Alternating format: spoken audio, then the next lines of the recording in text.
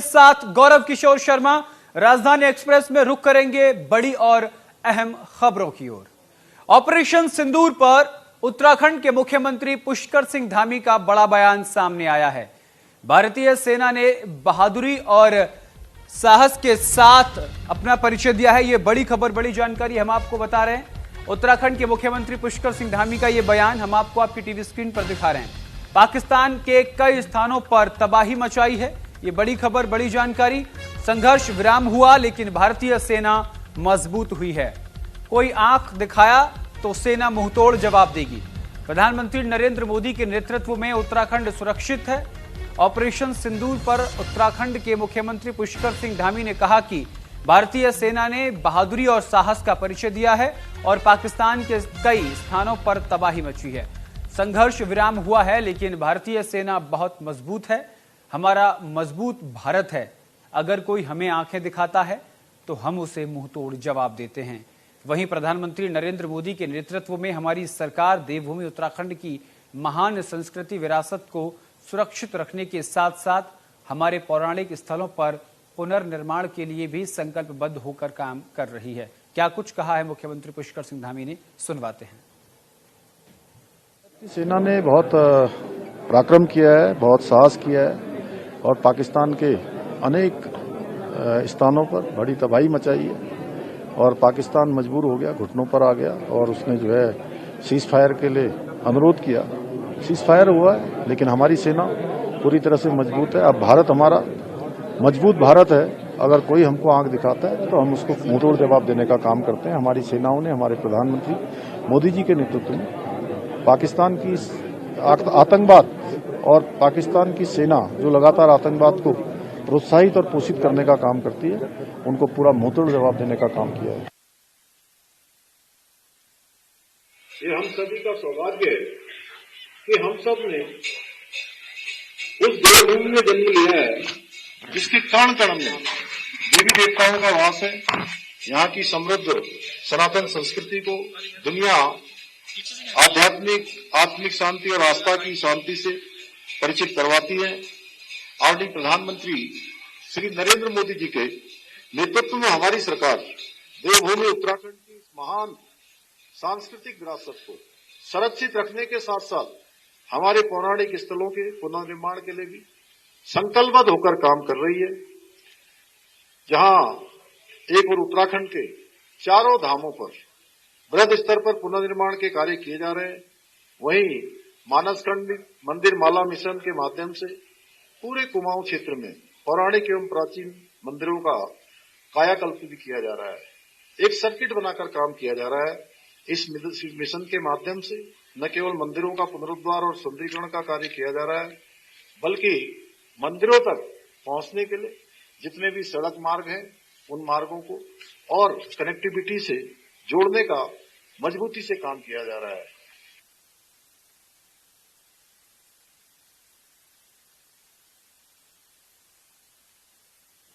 और बुद्ध पूर्णिमा पर हरिद्वार में आस्था का सैलाब नजर आया है।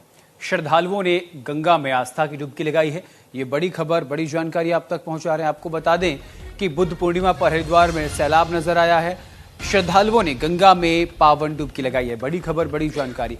हर हर गंगे के उद्घोष से गंगा घाट गूंज उठा है। ये बड़ी खबर, बड़ी जानकारी, ये आपको हम बता रहे हैं। हर हर गंगे, हर हर महादेव के उद्घोष से गूंज उठा है घाट। श्रद्धालुओं ने मां गंगा से सुख समृद्धि की कामना की है। हरिद्वार श्रद्धा, भक्ति और संस्कृति का अद्भुत संगम है। बुद्ध पूर्णिमा के पावन पर्व पर हरिद्वार की हर की पौड़ी सहित तमाम गंगा घाटों पर श्रद्धालुओं की भारी भीड़ है। सुबह से ही गंगा घाटों पर भजन, कीर्तन और धार्मिक आयोजनों का माहौल बना हुआ है। देश के कोने कोने से आए भक्तों ने मां गंगा में आस्था की डुबकी लगाई है। मान्यता है कि इस दिन गंगा जल में भगवान विष्णु का वास होता है, इसीलिए गंगा स्नान और दान पुण्य का विशेष महत्व माना गया है। श्रद्धालुओं को देखते ही पुलिस और प्रशासन ने सुरक्षा के पुख्ता इंतजाम किए हैं और ड्रोन से भी निगरानी की जा रही है। जबरदस्त ये एक स्नान का दिन है और हम भाग्यशाली हैं कि इस दिन पहुंच पाए हैं सुबह हम रात में निकले हैं 11 बजे और सुबह 4 बजे यहाँ पहुंचे और आरती दर्शन भी हो गया और अच्छा स्नान अब करने की हम आशंका रखते हैं।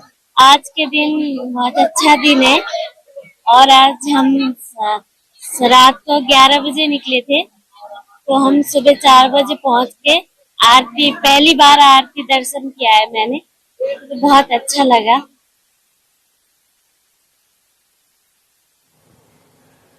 उत्तराखंड के सरकारी स्कूलों में विद्यार्थियों की संख्या लगातार कम हो रही है, जो कि एक चिंता का विषय है, जिसको लेकर एक समिति का गठन किया गया है। शिक्षा महानिदेशक झरना कमठान ने इसकी जानकारी देते हुए बताया कि मामले को संज्ञान में लेते हुए विभाग की ओर से अपर राज्य प्रयोजना निदेशक की अध्यक्षता में समिति का गठन किया गया है, जो विद्यार्थियों की घटती संख्या पर रिपोर्ट पेश करेगी। साथ ही किस तरह की समस्या का निराकरण किया जा सके, इसके बारे में भी काम करेगी। तो सरकारी स्कूलों में लगातार बच्चों की संख्या, विद्यार्थियों की संख्या जो है वो कम हो रही है। इसको लेकर के शीर्ष नेतृत्व को जानकारी दी गई, जिसके बाद एक समिति का गठन हुआ और उसके बाद अब ये बताया जा रहा है कि इसको लेकर के एक रणनीति बनाई जाएगी, जिससे तमाम छात्र छात्राएं स्कूलों में, सरकारी स्कूलों में आ सके। क्या कुछ कहा है झरना, आप कुछ सुनवाते हैं। एक समिति हमने बनाई है और हमारे जो अपर राज्य परियोजना निदेशक है उनकी अध्यक्षता में बनाई गई है, जिसमें कुछ सदस्य भी हैं, जिसमें कुछ टीचर्स भी हैं। तो वो सर्वे कर रहे हैं। अभी इसमें जनपदों से भी आख्या ली जा रही है, वो उन कारणों का ये रिसर्च कर रहे हैं कि किन कारणों से ऐसा हो रहा है और क्या इसके लिए निराकरण किए जा सकते हैं। वो सुझाव भी प्रस्तुत करेंगे इसमें कि क्या सुझाव हैं जिससे कि हम छात्रों की जो नामांकन संख्या है सरकारी विद्यालयों में उसको बढ़ा सकें। केदारनाथ यात्रा से जुड़ी बड़ी खबर आपको बता दें, महिला और बुजुर्गों को अब खास सुविधा मिलेगी। बड़ी खबर, बड़ी जानकारी, केदारनाथ यात्रा से जुड़ी बड़ी खबर है, जहां अब महिलाओं को और बुजुर्गों को सुविधा मिलेगी। सुविधा क्या मिलेगी हम आपको बताते हैं। बुजुर्ग श्रद्धालुओं के लिए 25 गाड़ियां आरक्षित की गई हैं। तीर्थयात्रियों ने प्रशासन की पहल को सराहनीय बताया है। केदारनाथ धाम की यात्रा को सुगम, सुरक्षित और सुविधाजनक बनाने के लिए प्रशासन लगातार नए प्रयास कर रहा है। देश और विदेश से पहुंच रहे श्रद्धालुओं को बेहतर अनुभव देने के उद्देश्य से इस बार महिला और बुजुर्ग यात्रियों के लिए एक विशेष पहल की गई है। सोनप्रयाग और गौरीकुंड के बीच संचालित शटल सेवा ऐसी ही सुविधाओं में से एक है। जानकारी के मुताबिक केदारनाथ यात्रा में कुल 225 वाहन शटल सेवा के लिए पंजीकृत किए हैं। इनमें से 25 गाड़ियां विशेष रूप से महिला और बुजुर्गों के लिए तय की गई हैं। इन वाहनों को विशेष स्टिकर से चिन्हित किया गया है ताकि यात्री आसानी से पहचान कर सके। जिलाधिकारी सौरभ गहरवार के निर्देश में परिवहन विभाग ने महिलाओं और बुजुर्ग श्रद्धालुओं के लिए अलग से 25 गाड़ियों को आरक्षित किया है। वहीं केदारनाथ विधायक आशा नोटियाल ने बताया कि बुजुर्ग श्रद्धालुओं को मंदिर प्रांगण तक पहुंचने में किसी प्रकार की परेशानी का सामना नहीं करना पड़ेगा।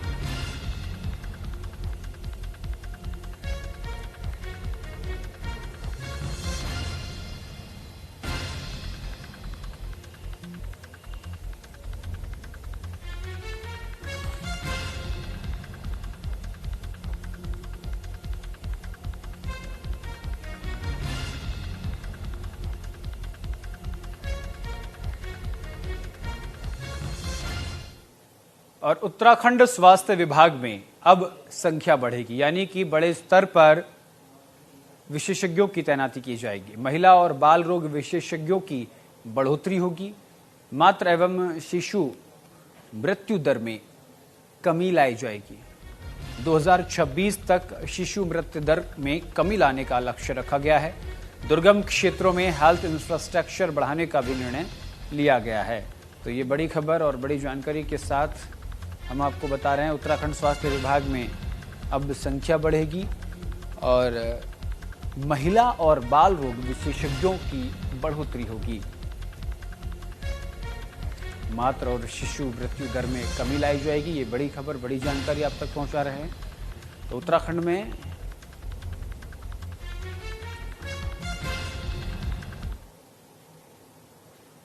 विकासनगर की आसान नदी में एक बुजुर्ग का शव मिला है।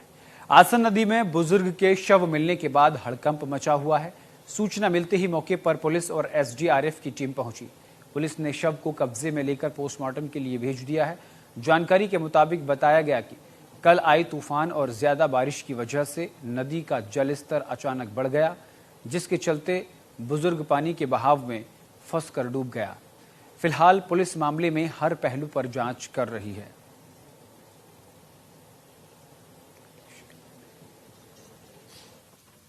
ये कि क्या नाम आसन नदी में कोई एक शव दिखाई दे रहा है।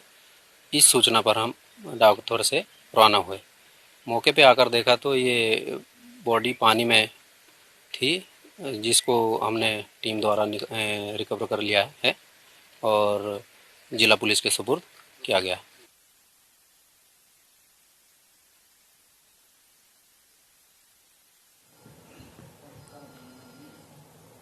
खबर विकास नगर से है, जहां बीते दिन आई आंधी तूफान और बारिश के चलते कई इलाकों में बिजली के तार क्षतिग्रस्त हो गए। जगह जगह पेड़ उखड़कर बिजली की तारों पर गिर गए। इसके अलावा हर्बर्टपुर क्षेत्र में करीब 20 बिजली के खंभे क्षतिग्रस्त हो गए, जिन्हें लगातार दुरुस्त किया जा रहा है। वहीं बिजली गुल होने की वजह से पेयजल व्यवस्था भी पूरी तरीके से ठप हो गई है और ग्रामीण इलाकों में लोग पानी के लिए भटक रहे हैं। हालांकि बिजली दुरुस्ती का काम लगातार चल रहा है, जैसे कि आप तस्वीरों में देख सकते हैं। बिजली आपूर्ति ठप होने को लेकर के प्रशासन जागा है और जहां जहां खामियां हैं उनको सही करने में, दुरुस्त करने में प्रशासन और कर्मचारी, विद्युत विभाग के कर्मचारी लगे हुए हैं।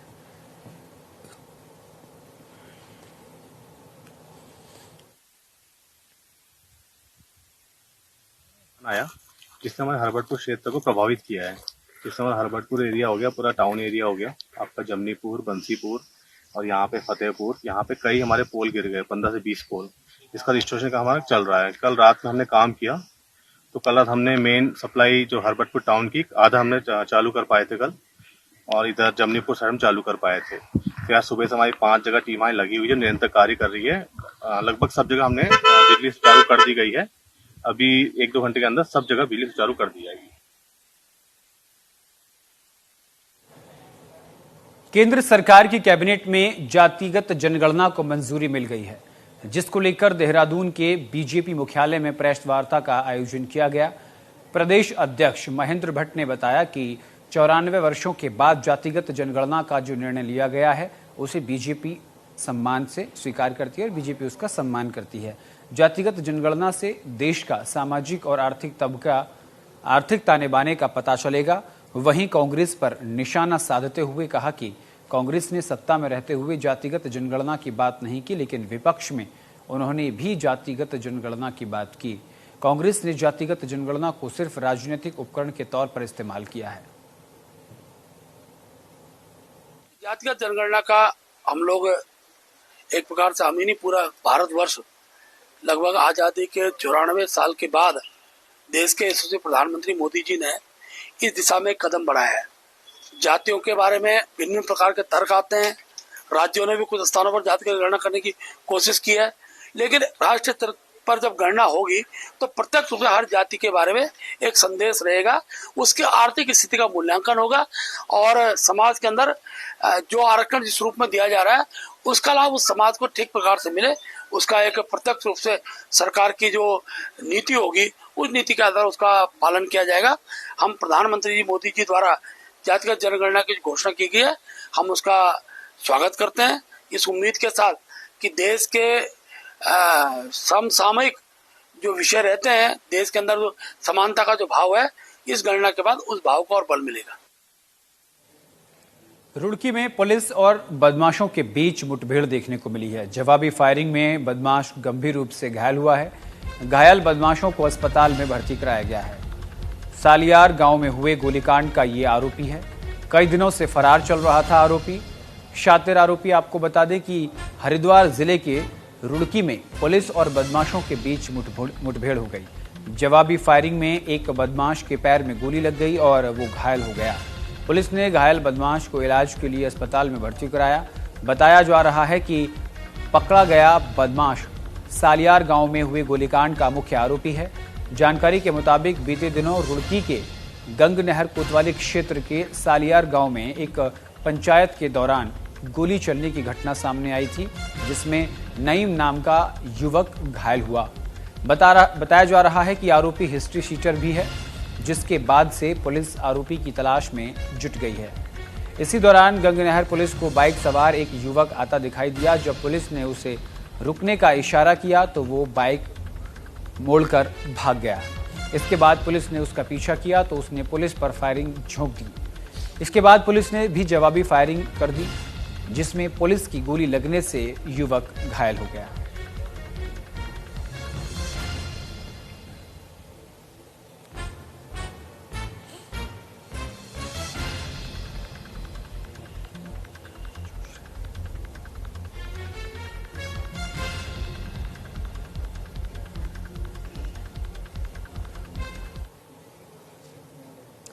और एक और बड़ी खबर की ओर रुख कर लेते हैं। उत्तराखंड बिजली के संकट से जूझ रहा है। बड़ी खबर, बड़ी जानकारी आपको बता दें, बिजली संकट से जुड़ी बड़ी खबर सामने आ रही है। उत्तराखंड में बिजली का संकट जल्द दूर हो जाएगा। आपको बता दें कि छोटे हाइड्रो प्रोजेक्ट से बिजली उत्पादन का फैसला हुआ है।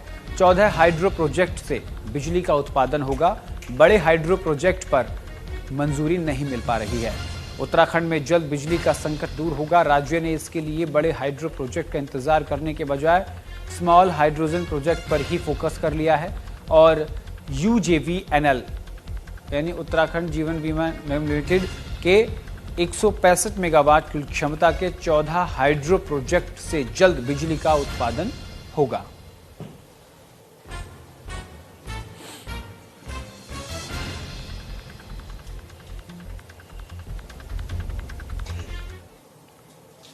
और SSP देहरादून की सख्ती का असर दिखा है। नगर निगम में रिकॉर्ड रूम से चोरी का खुलासा हो गया है। घटना को अंजाम देने वाले युवक गिरफ्तार हो गए हैं। कमीशन के लालच में घटना को अंजाम दिया था। बड़ी खबर, बड़ी जानकारी। नगर निगम के रिकॉर्ड रूम से चोरी का बड़ा खुलासा हुआ है। नगर निगम से पुराना रिकॉर्ड ही गायब हो गया। तो ये बड़ी खबर, बड़ी जानकारी। SSP देहात की सख्ती का यहां पर SSP देहरादून की सख्ती का यहां पर असर दिखा है। नगर निगम में रिकॉर्ड रूम में चोरी का खुलासा हो गया है। आपको बता दें कि घटना को अंजाम देने वाला युवक गिरफ्तार हो गया है। कमीशन के लालच में घटना को अंजाम दिया था। आशा रोडी के जंगल से रजिस्टर बरामद हुआ है। नगर निगम रिकॉर्ड रूम से दस्तावेज चोरी होने की घटना को गंभीरता से लेते हुए देहरादून SSP ने पुलिस टीम का गठन किया है। गठित टीम ने घटनास्थल के आसपास CCTV फुटेज को चेक किया और इस मामले में एक अभियुक्त को गिरफ्तार किया। पूछताछ में बताया कि वो प्रॉपर्टी डीलिंग का काम करता है और कमीशन के लालच में अभियुक्त घटना को अंजाम देता है। रिकॉर्ड रूम से रजिस्टर चोरी कर जमीन का दाखिल खारिज किसी अन्य के नाम पर चढ़ाने की फिराक में था।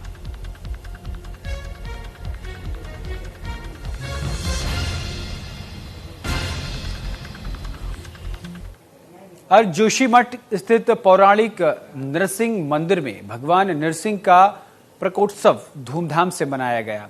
भगवान नरसिंह के विग्रह का महाअभिषेक पूजन किया गया, जिसके बाद आरती की गई और भगवान के विग्रह को पुष्प, चंदन, तुलसी से सजाया गया। इस बार मंदिर को इस आयोजन के लिए 21 क्विंटल फूलों से सजाया गया है, जिसमें बीजेपी राष्ट्रीय सह कोषाध्यक्ष और राज्यसभा सांसद डॉक्टर नरेश बंसल का विशेष सहयोग रहा। इस अवसर पर भगवान नरसिंह की विशेष पूजा अर्चना कर यज्ञ अनुष्ठान का आयोजन किया गया। वहीं दूसरी ओर मंदिर परिसर में आयोजित यज्ञ के दौरान वेद मंत्रों के साथ आहूत देकर पूजन अर्चन किया गया।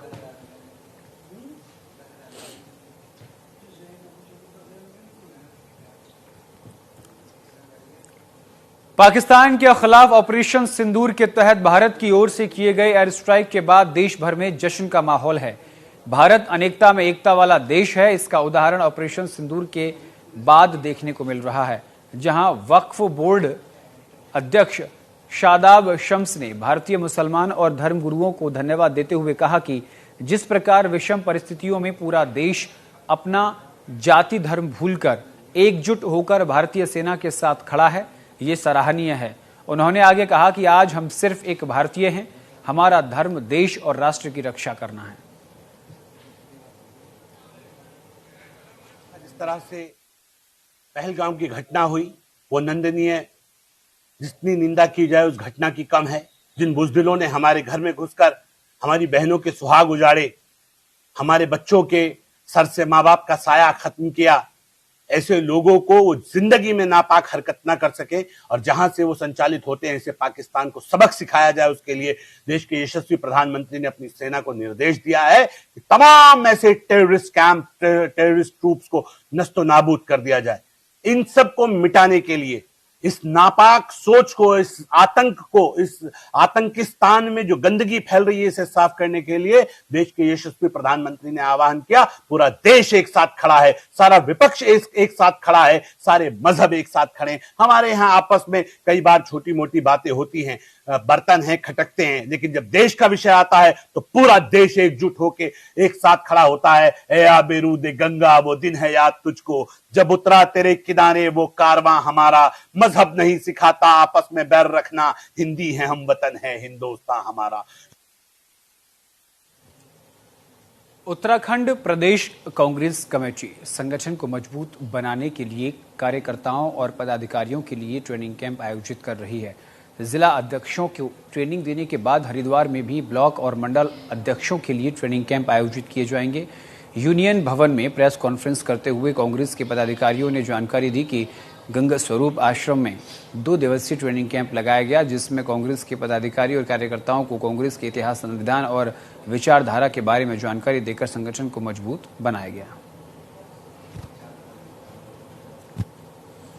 अधिवेशन था, उसमें कांग्रेस हाईकमान ने एक निर्णय लिया है कि कांग्रेस को जिलाध्यक्ष और ब्लॉक स्तर पर जो है कांग्रेस को मजबूत किया जाएगा। उसी परिप्रेक्ष्य में अभी 2 महीने पहले प्रदेश कांग्रेस कमेटी के नेतृत्व में तमाम प्रदेश के जिलाध्यक्षों को ट्रेन किया गया। हम सब ट्रेनिंग लेने गए थे, 2 दिन की हमने ट्रेनिंग की। उसके बाद अब वो ट्रेनिंग शेड्यूल जो है जिलों में हो रहा है और वहाँ जिले में हमारे ब्लॉक अध्यक्ष और मंडल अध्यक्ष जो हमने बनाए हैं उन लोगों को ट्रेन किया जाएगा, ताकि जब वो बूथ कमेटियां बने या बूथ अध्यक्ष तैयार किए जाएं तो वो एक प्रशिक्षित कांग्रेस के वर्कर हों।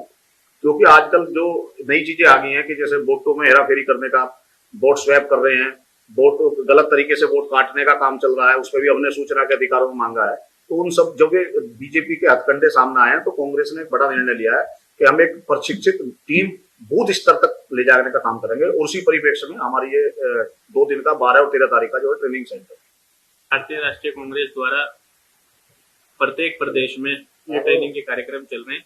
पिछले 2 माह पूर्व प्रदेश अध्यक्ष करण महाराज जी के नेतृत्व में देहरादून में सभी जिलाध्यक्षों का ट्रेनिंग का कार्यक्रम हुआ, जिसमें संविधान से लेके कांग्रेस की आइडियोलॉजी, जो भारत का संविधान है और जो भारत का संघर्ष रहा आजादी के आंदोलन में और जो कांग्रेस की महत्वपूर्ण भूमिका उस आजादी के आंदोलन में रही, इन सब बातों का उसमें ट्रेनिंग का पार्ट होता है। और इसी को लेकर कांग्रेस का निर्णय है कि ब्लॉक अध्यक्ष और मंडलम अध्यक्षों तक कांग्रेस अपनी इस ट्रेनिंग के पार्ट को मंडलम अध्यक्षों को और ब्लॉक अध्यक्षों को प्रशिक्षित करने का कार्य करे। तो फिलहाल के मेरे साथ राजधानी एक्सप्रेस में इतना ही। देश और दुनिया की तमाम बड़ी और अहम खबरों के लिए देखते रहिए न्यूज़ इंडिया। नमस्कार।